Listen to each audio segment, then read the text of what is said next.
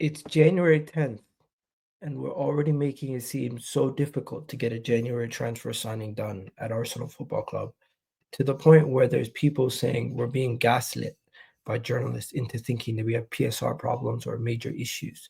It's actually insane right now what's going on. But you know the worst thing about them all is, the worst thing of it all is people are now talking themselves into the signing of Marcus Rashford. Yes. Before we go any further, please do hit that like button. Thank you everyone for their birthday wishes. Uh, I'm still trying to figure out what I'm gonna do, but hopefully I have myself a good day. And as for all you guys in the comment section, do me a favor, let me know. Would you now take Marcus Rashford?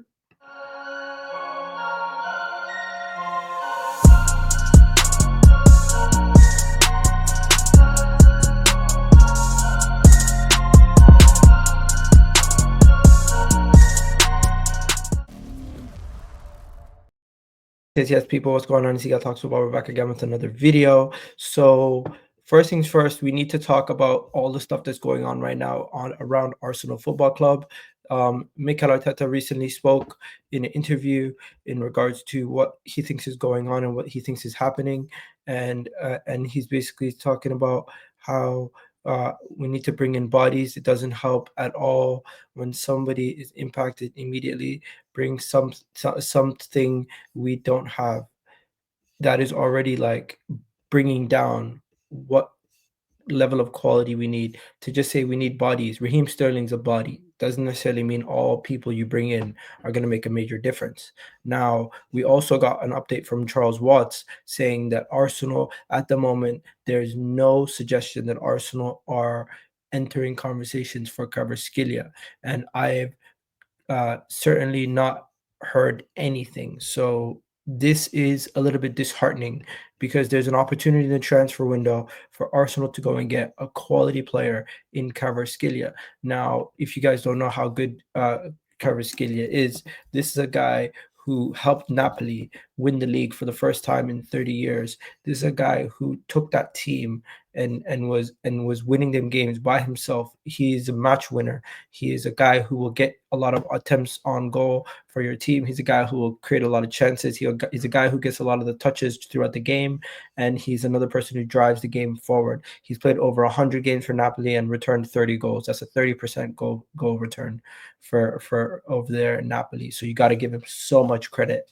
Big up to Kvaratskhelia every time, but unfortunately, it does look like Liverpool or PSG are going to lead the race for Kvaratskhelia. Ben Jacobs also speaks about if Sesko is available on the market again, I feel Arsenal are a very strong position. If Isak is the dream target, becomes unattainable, and the situation where Arsenal turn to Sesko, but in the summer.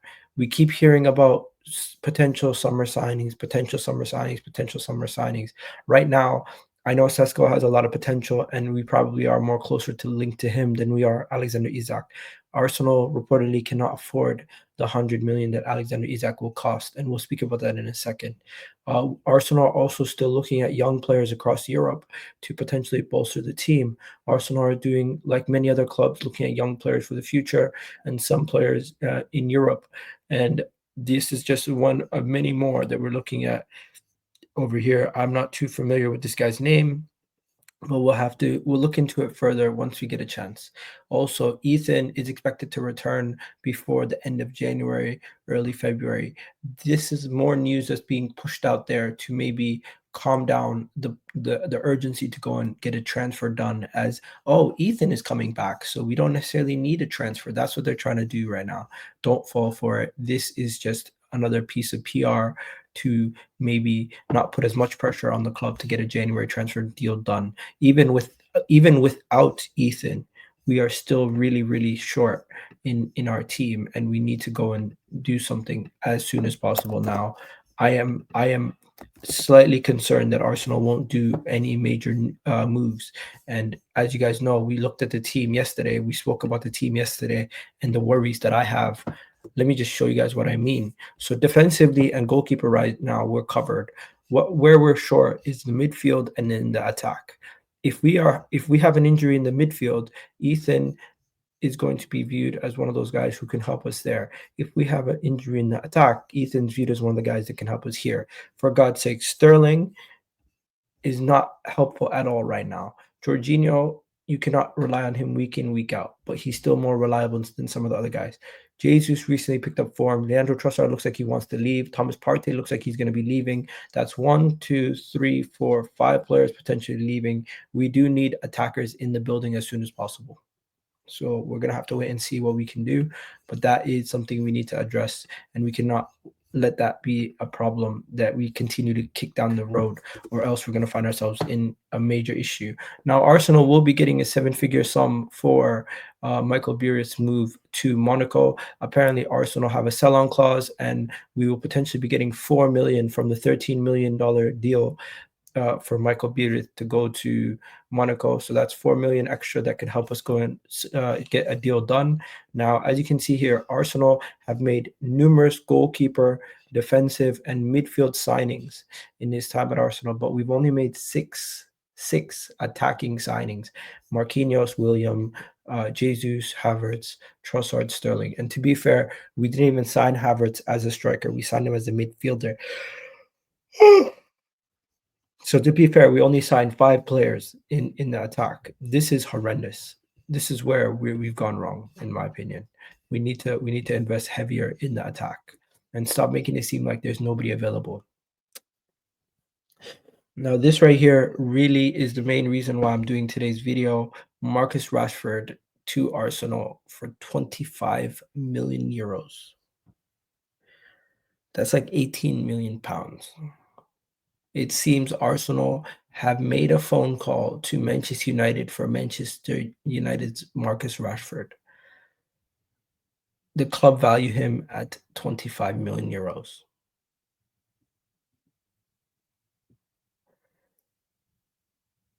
I'm not a fan of Marcus Rashford. I don't think he suits what we have going on at Arsenal. Don't get me wrong, he is an improvement on what we currently have to our disposal, but at how much of an improvement? How much of a difference is he going to make at Arsenal? Marcus Rashford, to me, is a problematic player who doesn't really create chances, who doesn't really get a lot of touches across the box. He doesn't do much defensive work. He doesn't have much aerial threat. He doesn't really help on press. He does score goals, but even then, that is depending on the purple patches.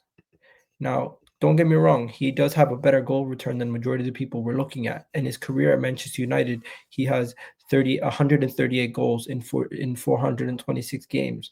But there is ups and downs in his career. He's similar to Kai Havertz. He's similar to Jesus. He's similar to these guys where we're going to need to motivate him and get him playing at his best. But when he is playing at his best, he can return 20 to 30 goals a season. But when he's not playing at his best, he can get you 5 to 8, and he's too volatile. This is a player who can play as a striker, left winger, right winger, all over the place. But at what cost? At what cost?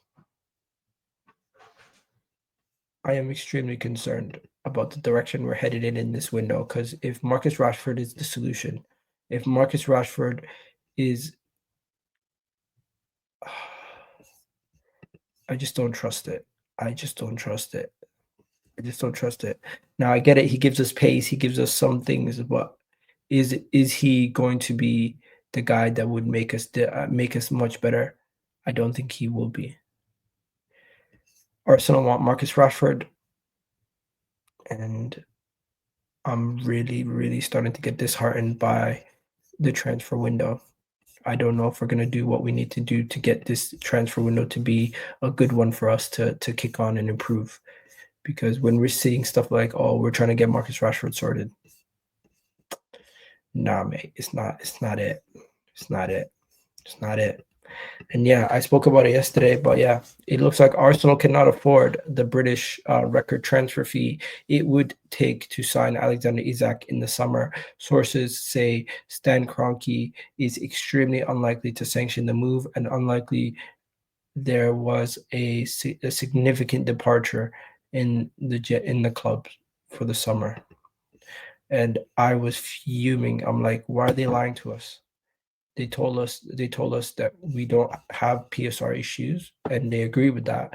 And then they also told us that there is money, but if we don't spend the money, it's really because of it's because we don't want to spend it.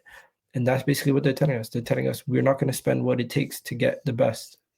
We're not going to spend what it takes to get the best. We're going to go for the second best or the third best. We're going to go for lesser options just to get stuff done. And this is going to keep us in the same circle. Same circle. Now, if Chelsea go and add Alexander Isak, they're much better than us. If Manchester United go and add Victor Gyökeres, their attack is much better than us. Tottenham's attack is already better than ours. We need to bring our attack forward. We're literally a couple attacking players away from improving. But by the time we fix the attack, our midfield is also going to be a problem. I'm extremely concerned right now during this transfer window, and it does look like Marcus Rashford is the guy that we could be potentially going for. So let me know what you guys think. Would you take Marcus Rashford at Arsenal? Let me know what you guys think about all the latest transfer news, and I'm out of here, people. Catch yourselves later. Maybe I'll do a birthday stream later tonight. But yeah, overall, very disheartened by the state of Arsenal's transfer news right now. Peace.